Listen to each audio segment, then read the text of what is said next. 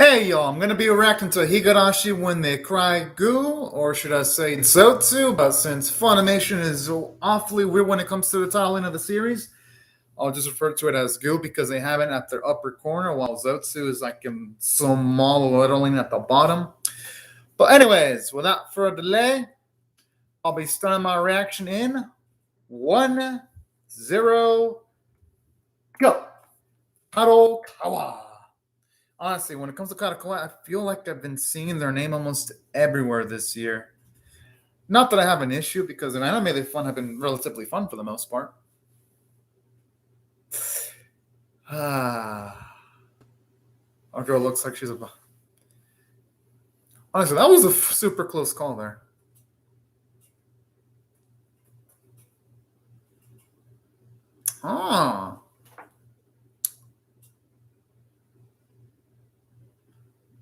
Okay, actually, I like hearing this insight on her. Because at the very least, it gives more depth to a character that hasn't really been utilized that much in this series, say for like the last few episodes. And you know what? That mindset she had in the past is so easy to have, because in life, sometimes problems pile on so many times that it's easy to expect the worst in every situation. I like the message too, because whoa, shit! You know, I must have hit a nerve, and she didn't even let her complete her full sentence. Damn!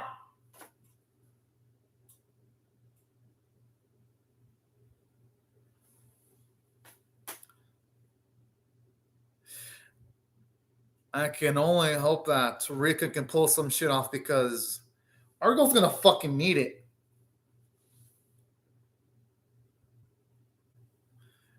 But hey, if there's anyone that can pull off a miracle, it's definitely gotta be Rika.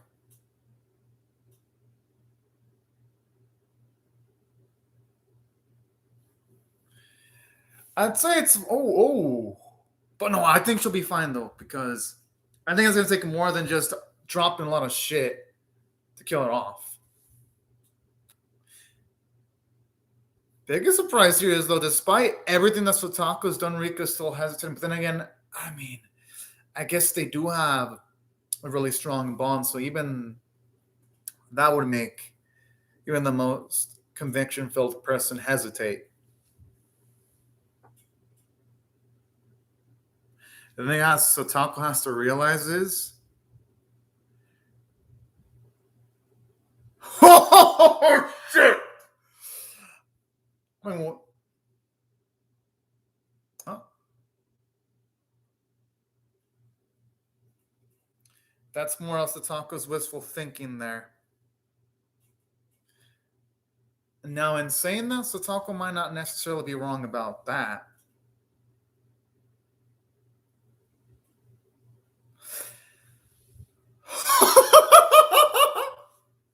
I like this. It actually shows his Rika's character development.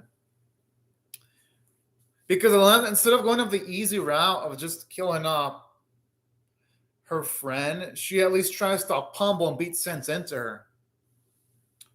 Which I fucking love, especially after all the torments that Rika's been through because of Sataka. And the beauty about this is, you know, deep down, Sataka wouldn't, if she were in the spot that Rika was in, she wouldn't be able to also completely erase her friend either. Considering how many times in the series where our girl had the chance of utilizing that same blade. The thing is, though, Sataka has to accept that you have to grow up something and do things you don't want to do. But if you just have plain fun in your life, you're not going to be able to grow. I mean, you're not going to have any responsibilities. That's what... Fuck yeah, I'm glad someone's finally saying it to her. The thing is, though, she's not forcing her, though. It's more the case of Satako trying to cling on to Rika to an unhealthy extent. I mean, there's nothing wrong with wanting to spend time with your friends, don't get me wrong. There's nothing wrong in keeping in touch with your friend either, but it's going a little bit too far when you try to oppose your will on another person.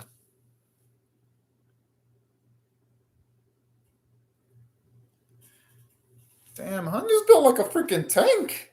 More like a brick truck.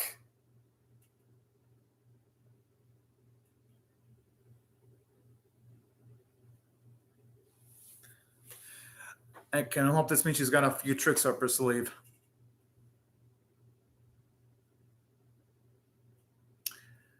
Speaking of which, I gotta give credit to the background art because even though, yes, it's minimalistic in tone, I like the shards flying around. It makes it look a lot more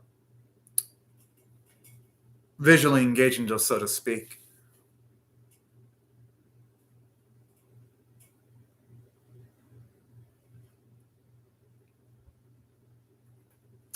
I like this. It actually shows you what she's all about. Wanted to fight even through the deepest amount of adversity. I gotta say, now that's growth straight up.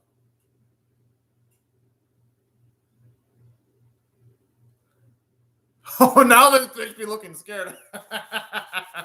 Holy. I guess it makes sense how she received it since Rika did let go of the blade.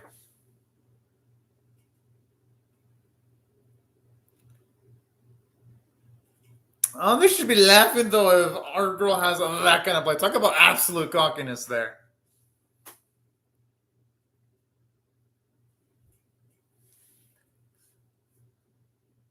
Okay, there's definitely feeling like, the last episode felt like Dragon Ball Z. This feels kind of like Bleach now. I don't mind one bit because I enjoy Bleach. Yes, Bleach may have some writing issues, but damn, was it entertaining to watch. I'll be one of the guys to say that.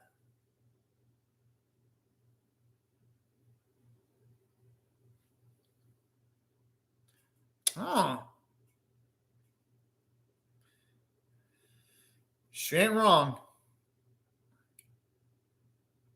Speaking of which, though, I'd say that bit would have had more weight, though, if we would have saw Keiichi, Minon, Shinon have more plot relevance, though, because of this series, it slightly only felt like the Satako and Rika show, if I'm being perfectly honest.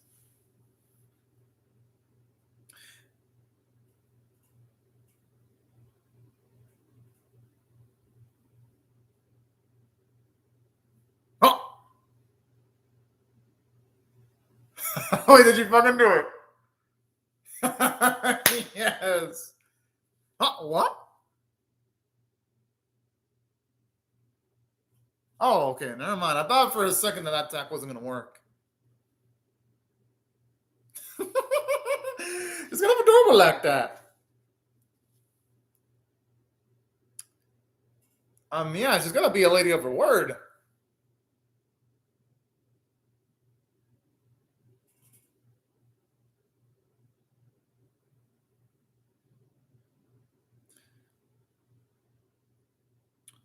Although, I wonder where she's gonna go to now though, after this epic failure. But in saying that, hey, at least it resolves one Higurashi plot point at the very least. So that's cool. Why not just have a compromise? But yeah, at least it resolved the Io situation though. Someone needs to just.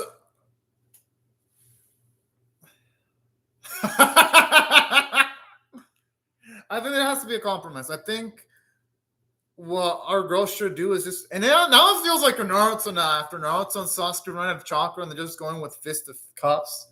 Now they have no power left. This is fucking cathartic. Wait. Yeah, it does feel like Naruto versus Sasuke now. But hey, you know what? If you're gonna copy from something, copy from the best. I don't mind that one bit because it's taking inspiration from some of the best stuff. So, this series changed it up enough so that it feels like it's its own. But in all seriousness, I think there has to be a compromise. I think in this situation, go to the school, but Rika should more actively help out Satako. And she should hang out with Satako when they're not studying. Finally! That's exactly what I've been preaching for so many weeks all around into the series. I'm fucking happy.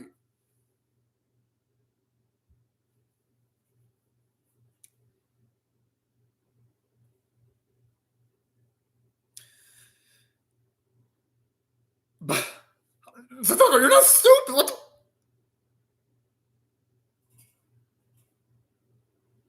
But Satako's not stupid, though. I mean, she's intelligent if you're asking me.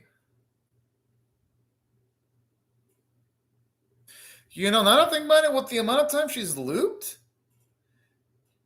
she could have probably already have memorized all the material probably in that school that Arika wants to go to. And all the classroom material, too.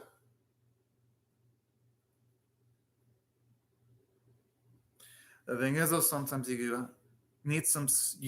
life separates you from a certain person you cherish sometimes.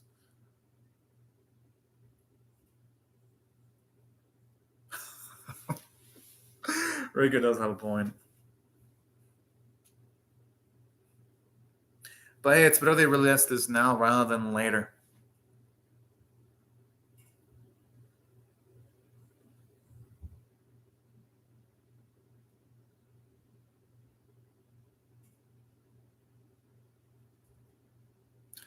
I wonder how they're going to explain all the scratches and wounds, though.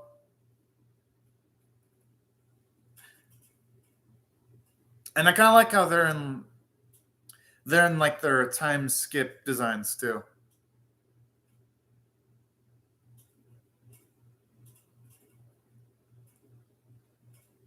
Bullshit! Those punches over knocks Sataka the fuck out, and she got the upper hand. But I love that competitive nature of Sataka, though, because even though she's older, she still has that slight competitive streak in her that makes her lovable.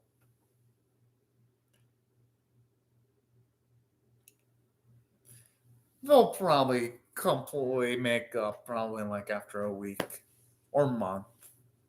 Hell, even in like a few hours, it's probably what it's going to take.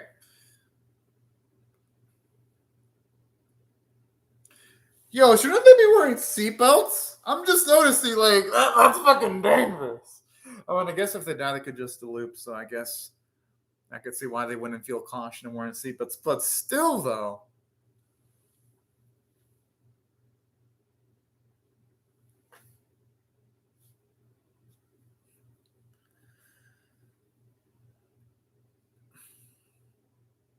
Honestly, that's what I love about Reina's level-headedness. And it's a nice contrast seeing how she is when she's older, because she isn't as, like, say, go happy-lucky, but at the same time, she also has that, she has that sense of optimism she had when she was younger.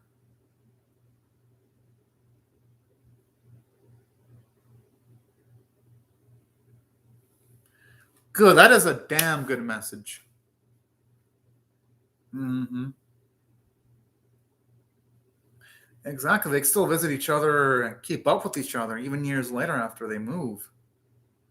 If they have to move from each other anyway.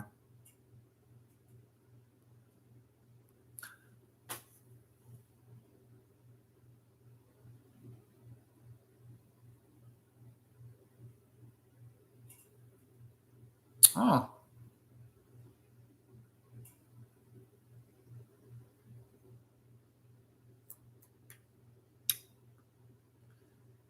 Damn, that's awfully pretty damn sweet.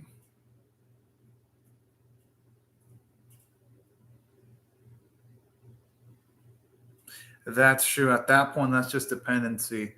At that point, that's not really true friendship there. Aww. Fucking adorable. Yes!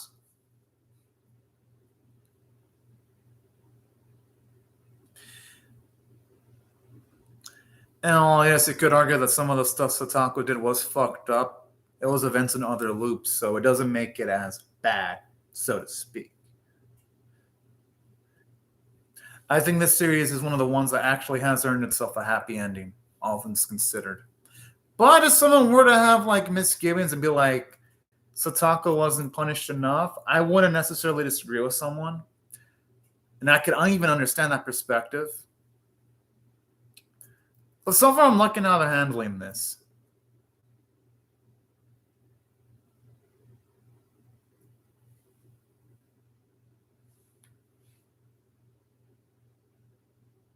I gotta say, some of them are actually looking pretty good in their outfits.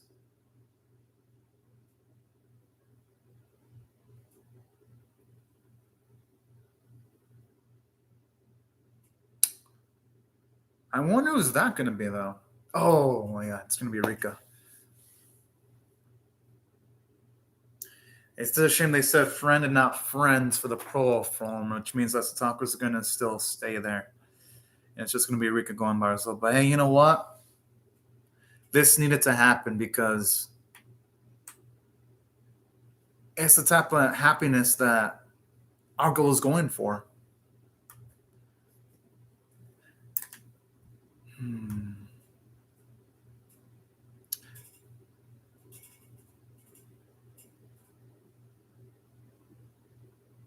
I love how it's sort of like symbolism as to like now she controls her own time now when taking that calendar with her. Because that's the first time we actually ever see her get that calendar like that. I don't know, there's something visually poetic about that.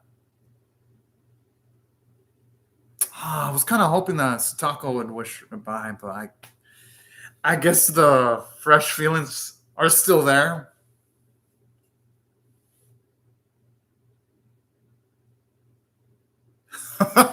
Okay. I guess Vanessa has that whole loving of cute things there, even when she's still old. Oh, yes. All right. It'd be sad if we didn't get to see Satako say her goodbye.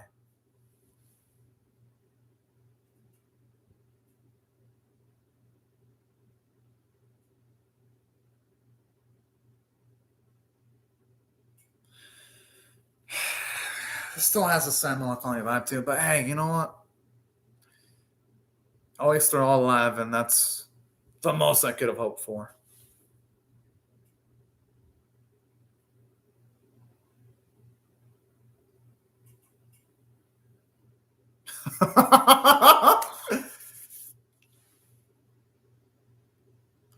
Good, good. I'm glad they're giving her alone time. No one cares. No, actually, no, I kind of do, but the others don't.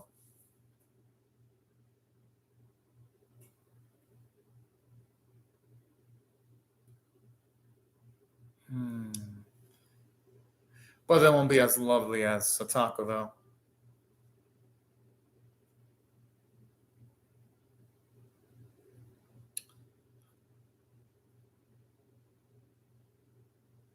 Oh. Oh, okay, okay. Anyway, I like how they acknowledge their abilities at the very least. Okay, I actually dig this. I love even justifying the separation too. Hey, that's fair. Oh,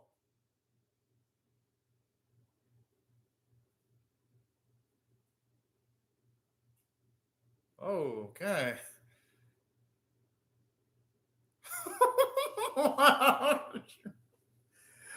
Oh man, this whole the conversation sounds so fucking standoffish. Oh, sort of like the part of the title of the anime.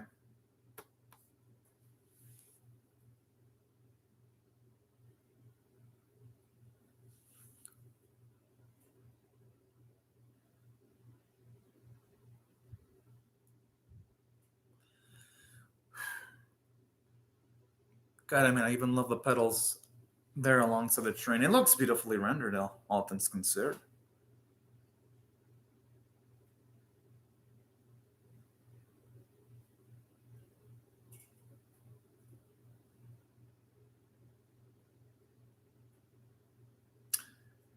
All right, the twins, mother and grandma. That's cool.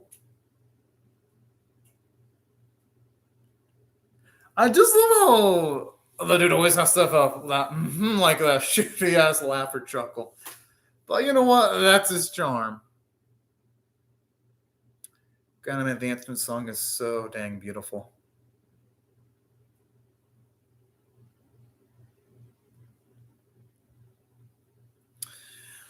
I gotta admit, all things considered, I'll give the series credit. For the most part, it patched up most of its plot points, which a few episodes before, I wasn't gonna think I was gonna be able to pull it off.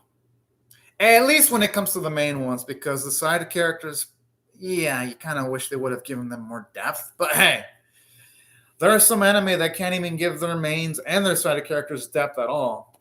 So at least give credit to the series that at least has two really good characters in Taco and Rika, to its credit. Ari Clinic.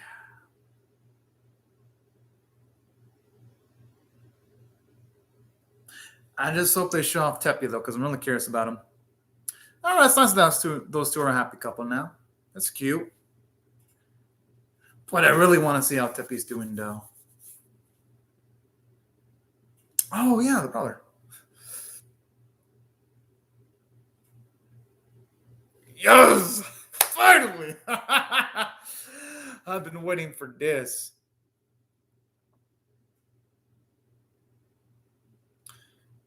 Aww.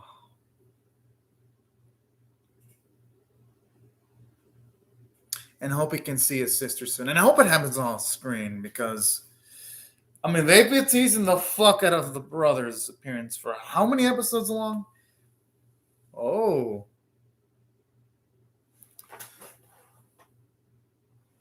Okay. At least I didn't completely forget him. Oh, I know, this is such a fitting appearance. I mean, why not? They're on special. And saying that when they're special, you sometimes have to control yourself as to not buy too much because then a lot of food's going to spoil.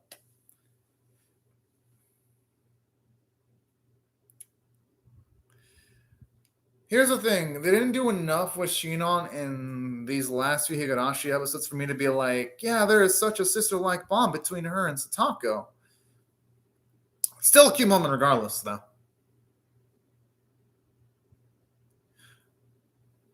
But hey, they might as well fucking expand the whole friendship chain because that food looks like a fuckload.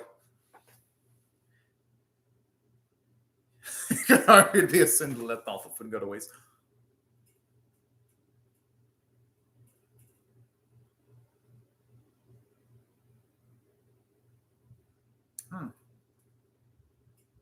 Okay, finally.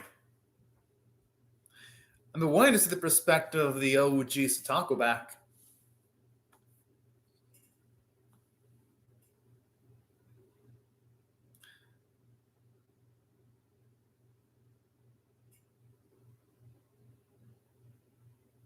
Oh, yeah, that's definitely OG Satako. That laugh gives it away. I love it.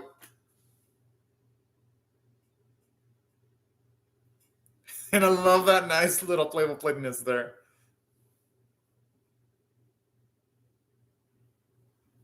And they built up to this good repertoire between Teppy and Satako too, because one of the loops, it really did see Satako bond with kind-hearted Teppy to a good degree. So that relationship actually does have weight.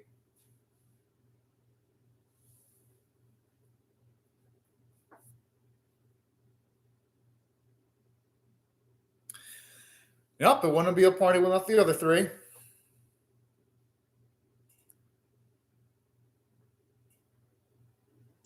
Okay, I'm assuming that's the name of the song "You" with the kanji. But overall, okay. I'm actually impressed they patched things up pretty well. Yeah, you could argue there's still a few open-ended things like where the hell did Ua go? But for the most part, did a damn good job. And I love that smile from Hanyu. I love smiling Hanyu more than a frowning sad one. Hopefully they're... Oh, okay, I guess there's no announcement for other episodes. All right. I actually really dug the episode. If I had to give this final episode a rating, I am definitely going to give it a 9 out of 10. I thought it patched up almost everything, except for, of course, the bits regarding Ua, because it's like, okay, where did this girl go? I feel like if they would have just killed off Ua, it would have instantly closed off every plot point, and the series would have had like a completely happy ending, and I'd be like, okay, there's nothing else that the series could have done. But with Ua, it's like, okay, now there feels like there's space for another season. So even though it closed off most plot points, Ua living, it just didn't feel like it had to be necessary, because who the hell knows if the series is ever going to get more sequels, considering how tough the anime market is. And that's where, even though I love the ending, there is still that bit that just makes it a little bit uncomfortable, because I've seen in so many fucking anime where it's like, oh yeah, everything ends well. Then an anime has like a fuck you after credits sequence, or a fuck you, we'll just put this little element where we're never going to resolve it, and then you'll never get a sequel. Then you'll be waiting like fucking 6-7 years, and you'll never get complete closure to that. Like, I did that type of shit that I see in a lot of anime nowadays, and for years and decades. Not just limits to this series. But in saying that, at least they patched most things up to its credits. So that's why I still have to give the episode a 9 out of 10. And in saying that, here's another weakness too with the episode. They've built up Satako's brother for how many episodes now? And I was like, all right, once he wakes up, we're going to probably get a badass meeting between him and his sister. We don't get it at all. So that plot point doesn't get resolved. And then we have Shino acting really sisterly towards Satako, even though throughout the season, in the previous one, it'd be all like, oh yeah, they have such a strong bond. Well, series, it's not like y'all ever done a great job in like showing us with these two doing things together. But there were positives too. I did love the fact that at the very least, we get to get closure on the type of plot point. We see him happy. And that was damn cool. It gives us closure on Satako and Rika's relationship, where they acknowledge that it's best for them not to be together all the time, and sometimes they need a separation, and that they will see each other on occasions. I loved those bits. I love seeing how you get the upper hand against Ua. That was so damn satisfying, especially considering throughout the whole series,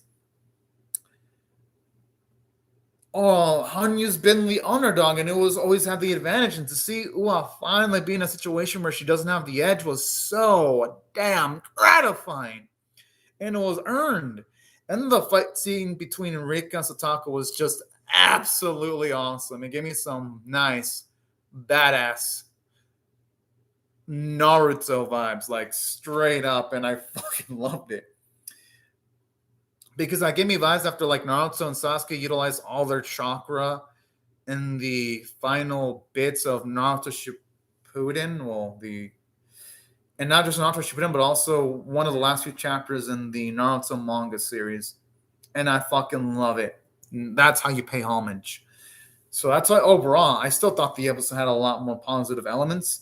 But I'd be a liar if I was like, oh yeah, the episode was pure perfection. It wasn't pure perfection, but it was close to perfection, and that's why I gotta give the episode its props. And it did a lot from a character standpoint.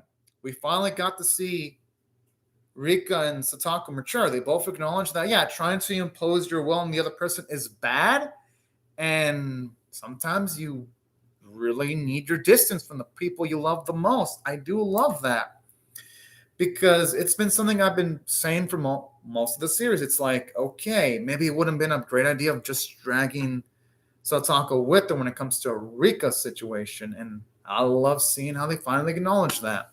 How it's best for Rika to be going to Lucia by herself, and it's best for Satako to stay in her own town. And that was the best way of handling it. So I love how they closed off the story of those two from a character standpoint. And plus, I even love how they pitched in some moments here with seeing us with mature Reina, a much more mature Keiichi, and Mion. And it was nice just seeing them in their older character designs. It was gratifying. So that's why I also like the episode from a script standpoint, despite the downsides. And the animation art quality was absolutely fantastic. You can definitely tell the animators, they went on, and while it wasn't the visual feast of, say, the previous episode, this was still the second best looking episode of the series, by far. So I gotta give it credit there. Aside from that, my thoughts on the series are a different story, though, because even though I thought this episode was 9 out of 10 caliber, here's what I'm going to rate this series. If I had to rate this series on a scale of, say, 1 to 10, with 1 being abysmal, 5 being average, and 10 being exceptional, here's what I'm going to rate this series overall. In my scale, 1's abysmal, 5's average, and 10 is exceptional. So if I had to rate it straight up, I got to give it a 6.75 out of 10, and let me explain why. Because when Higurashi, when they Cry New premiered, they made Keiichi seem like a big deal, like he was going to be important.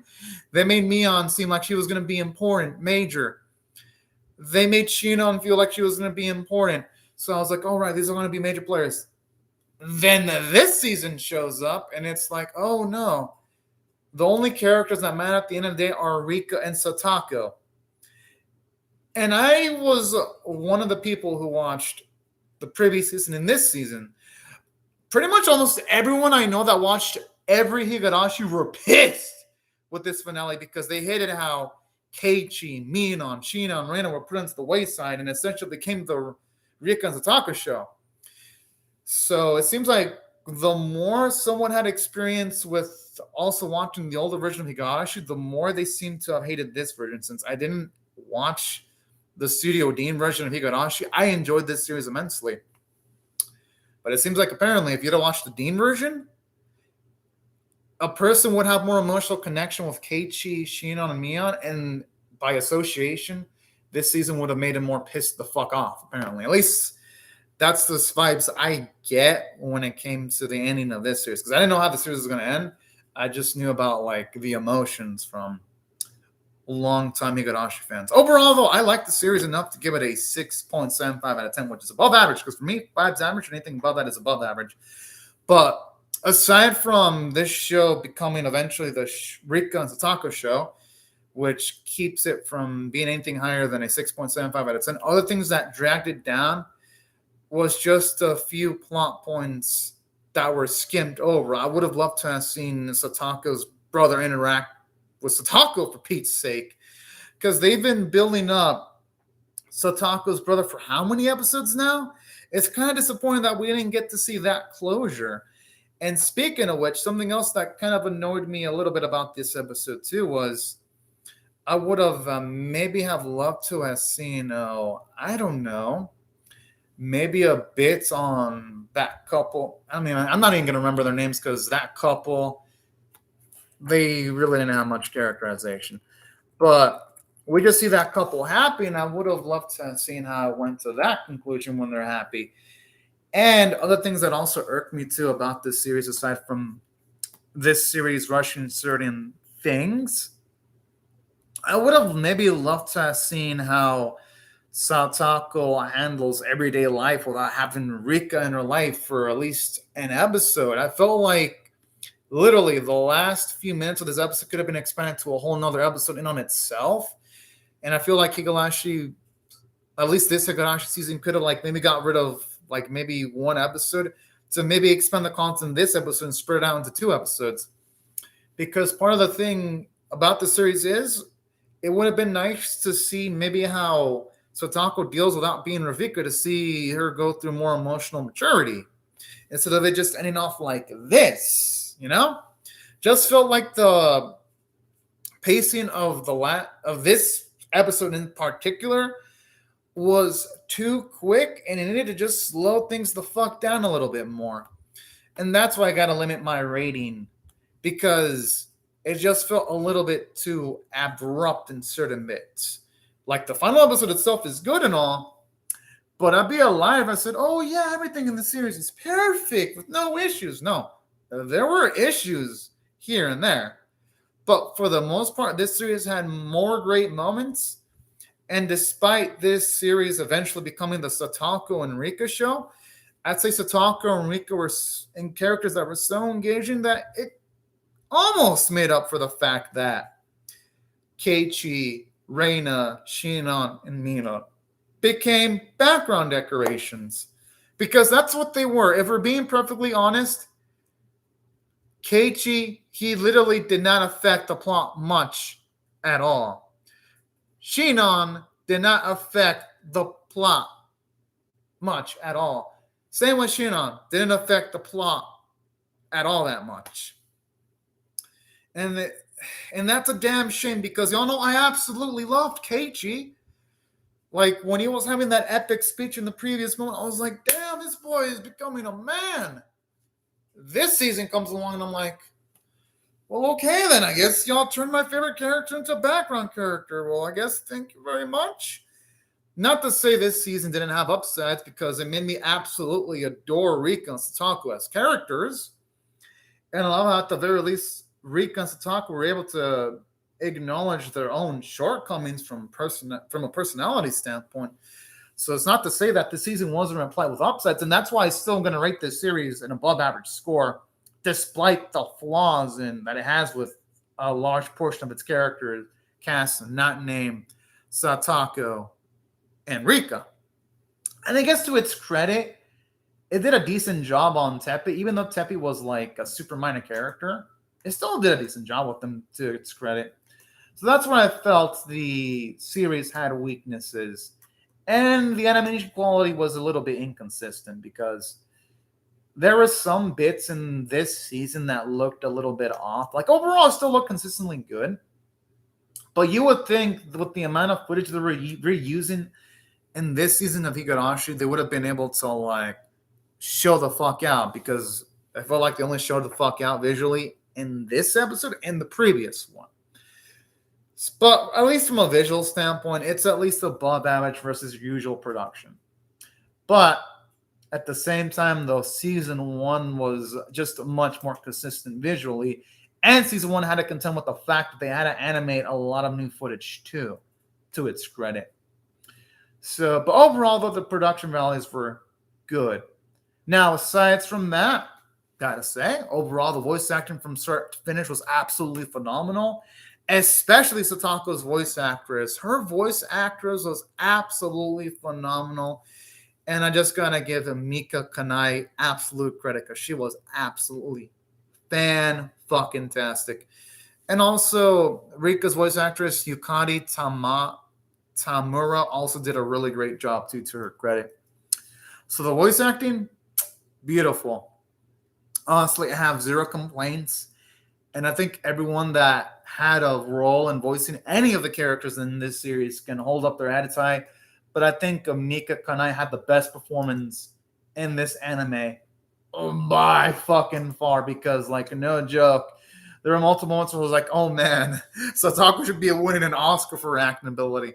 And part of it is because of Mika Kanai's voice performances. I swear, there's like an award for voice acting. She should win it for best female voice actress performance. She deserves it, in my opinion.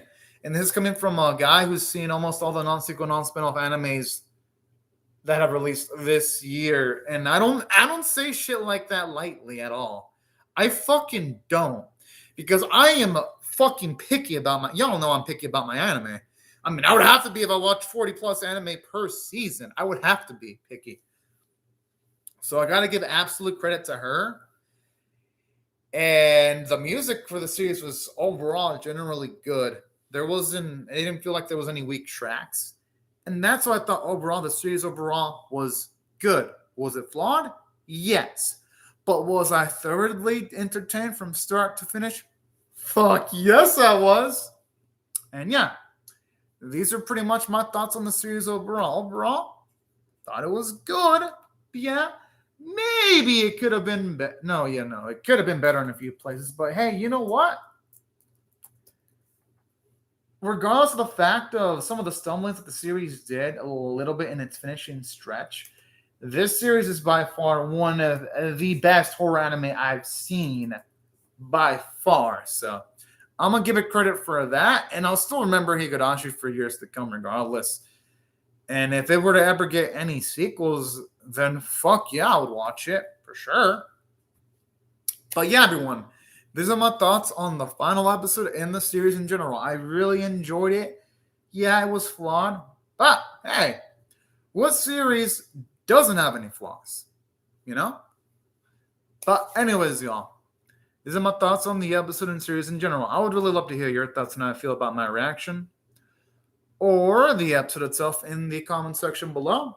Hope y'all rate the video, share it, comment, subscribe, and I'll see y'all later if you come back from it. But anyways, y'all, thank you so much for watching my video, and have a fantastic day, everyone. Bye-bye.